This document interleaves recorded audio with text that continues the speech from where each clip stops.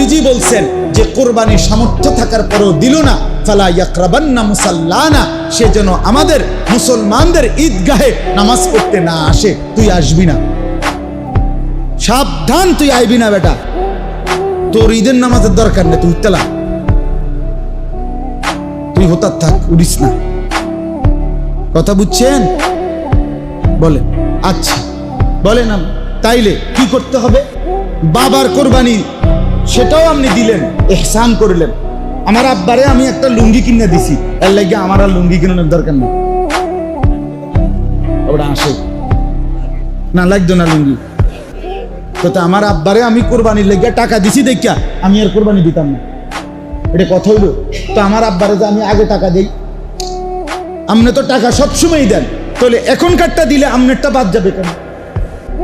কথা বুঝছেন কিনা? তাহলে ছেলের কোরবানি দিতে হবে কিনা আলাদা? বলেন।